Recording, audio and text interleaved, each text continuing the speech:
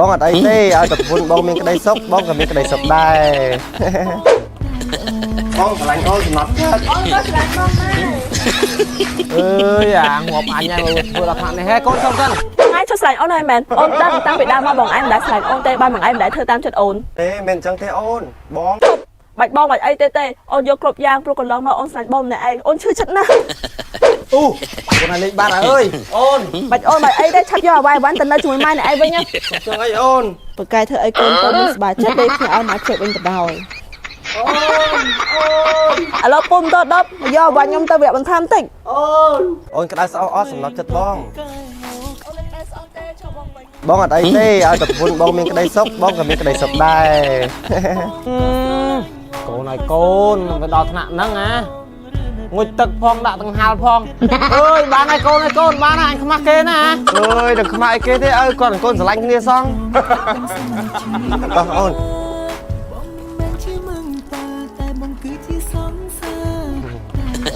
បងឆ្លាញ់អូនសំណត់ចិត្តអូនក៏ឆ្លាញ់បងដែរ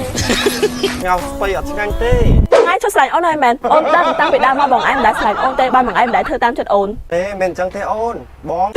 បាច់បងបាច់អីទេអូនយកគ្រប់យ៉ាងព្រោះកន្លងមកអូនឆ្លាញ់បងម្នាក់ឯងអូនឈឺចិត្តណាស់មិនអញ្ចឹងទេឥឡូវអូនចង់ធ្វើអីបងស្របតាមអូនទាំងអស់សំណប់ចិត្តបាច់សំណប់ចិត្តសំណប់អាចទេតោះទៅផ្ទះវិញខ្ញុំឈប់ទិញម្ហូបឯងអូនឈប់ទិញម្ហូបសិនតើអូនមកទៅផ្ទះមើលដល់ផ្ទះដឹងមានរឿងមួយខ្ញុំអីអូន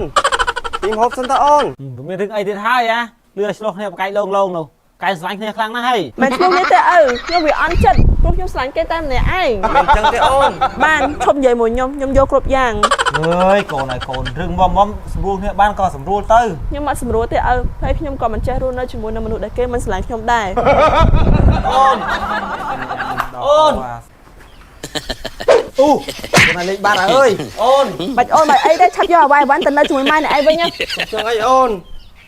អើយស្រួលទៅកូនឲ្យកូនឲ្យជួយផងឪអូយអញដឹងជួយអញមិនទេហ៎បើរងថ្ងៃអញរស់សាវាដែរហ្នឹងបងមានលុយជីឡានបងមិនចង់ទៅទេអូអត់មានលុយជីឡានដល់ខ្ញុំផ្ញើតាមរយៈបន្ថែមឲ្យអស់លុយតិចដល់ថាផងឲ្យកូនណាប្រកែធ្វើអីកូនមិនសប្បាយចិត្តទេខ្ញុំឲ្យមកជិះវិញទៅដោយឥឡូវពុំត10យកអាវ៉ាន់ខ្ញុំទៅវគ្គបន្ថែមតិច